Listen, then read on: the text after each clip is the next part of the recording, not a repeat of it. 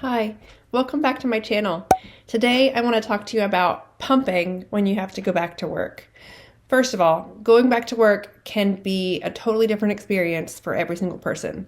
Some people are really looking forward to it, getting back to a routine, doing something that they feel good at, going back to something that makes them feel like themselves when all they've been doing is being a slave to their newborn.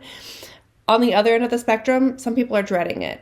They are miserable. They don't want to be away from the baby. They may not like the childcare setup. Whatever your experience is, it's difficult either way, especially when you have to provide milk for your baby. First and foremost, you want to make sure that you have a good pump when you go back to work. Ideally, you'd be able to use a traditional walled pump.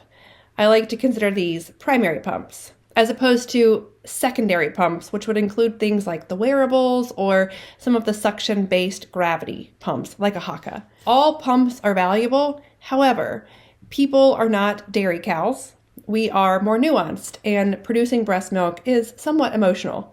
That's why you might often see the guidance of bring a video of your baby, or bring one of your baby's blankets or pieces of clothing so that you can trigger the emotional response to breastfeeding. But at this point, when you're going back to work, you should have already practiced the skill of pumping and figured out your nuanced tips and tricks for making the pump work. So when you actually go back to work, the first day, you're going to have milk for your baby. Some people will recommend sending 2 weeks worth of milk. And while that might work if you have an abundance of milk and plenty of opportunity to pump, for some people that might be anxiety-inducing to think about pumping and storing all of that milk before you even go back to work. You could also aim to just have 24 hours worth of milk in the freezer or in the refrigerator to have on hand for your first day. And then whatever you pump at work, you can feed the next day. Honestly, most people are somewhere in between, but find what works best for you and ultimately what brings you the most comfort. And what you can do to start your stash is add a pumping session for, say, 5, 10, maybe 15 minutes after a regularly scheduled feeding session throughout the day. And just put your pump on, a double electric pump, both boobs for your designated amount of time, and whatever you pump out, put in a storage vessel in your refrigerator and mark the date. You have 7 days from that date to keep it in the refrigerator. And then every time you're able to add a 5, 10, or 15-minute pumping session, put it into that vessel in the refrigerator. Now, when you go to add your milks together, you do want them to be similar temperatures. So either take your refrigerator vessel out and set it on the counter while you're pumping so that it comes to room temperature, or put your newly pumped milk in the fridge to bring it to refrigerator temperature before you mix them. But you can build your stash by adding a little bit over the course of the week. At the end of that 7-day period, aliquot that collected milk into baggies, and now you have the start of a stash. When you go back to work and you're actually at work, try to schedule pumping every 2 to 3 hours during the day for about 20 minutes.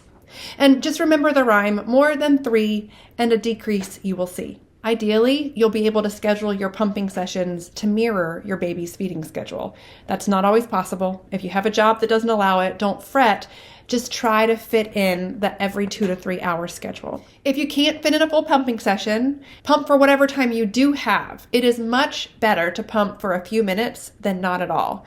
And then you can work in a full pumping session as soon as you can fit it in. So let's say you have a session scheduled for 12 and you have a meeting or something came up and now it's 12:50. Go ahead and pump. It's fine. Pump for your full session if you have time. Pump for 10 minutes if that's all you have, and then pick up at your regularly scheduled next session around 2 or 3 p.m. If you do start to see a decrease in your milk supply, which is possible, not inevitable, but if you do, schedule pumping every 3 hours at night for about 15 to 20 minutes. And I know that this is awful advice, particularly if your baby is already sleeping through the night. But if you set an alarm for the same time each night, adding some night pumping sessions can increase that request for milk, which will increase your body's output of milk.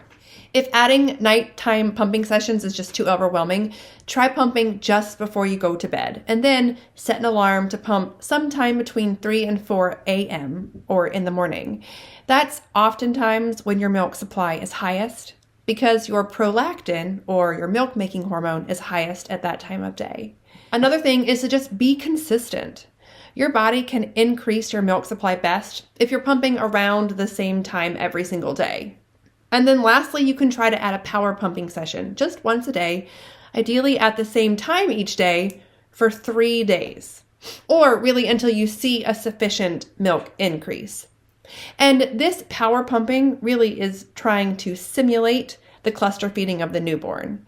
If you go back to when your baby was first born, your body was not producing a large amount of milk when you gave birth. It's just a small volume of colostrum. But with increased breast stimulation plus milk removal, we see the milk volume increase pretty rapidly over the course of about a week. That's what we want to simulate now with power pumping. So what you'll basically do is, in place of one of your regularly scheduled pumping sessions, I don't want you to add this on top of it because it's just a lot of extra work, but you will pump for 20 minutes, both breasts, rest for 10, which means no pumping, pump for 10, rest for 10, pump for 10 more, and then you're done. So you have a full 60-minute window where you're pumping and resting and pumping and resting, kind of like what our newborns do. And one thing to keep in mind is you will see more milk output if you pump for 10 minutes every 2 hours, as opposed to 20 minutes every 4 hours. And that's based off of the physiology of how milk is made. But when your boobs fill up with milk, your rate of production decreases because that stretching of all of the storage bags in your breasts sends a negative signal to your brain that says, hey, there's a lot of milk already in here, quit making so much. And so your rate of production goes down. However, if those milk storage bags in your breasts are empty or not stretched out, then your rate of production is higher because your brain says, oh, that milk is being used, let's continue to make it. So while it might be disheartening to pump a smaller volume each time, over the course of several days, because you are pumping smaller volumes more frequently, it sends a signal to your brain, hey, we need more milk. It's also important to remember, I know I keep saying that, but this will help you keep baby at the breast. Your baby will likely be more motivated at the breast if we can keep your flow rate up. So we want to ensure that when you're at work, you are continuing to ask for milk so that you don't see a subtle decrease in total volume, which can lead to a decrease in flow rate at the breast. I know it seems like a lot when you go back to work, and it can be very, very stressful. You will eventually get really good at it. And I don't know that it gets easier. I just think we get kind of used to it. But I promise you, your breast milk can continue to feed your baby as long as you continue to ask for it and advocate for your pumping time at work. One other tip that I found particularly helpful when going back to work was bring some extra deodorant. I don't know what it is, but there's something about pumping at work that made me sweat a whole lot.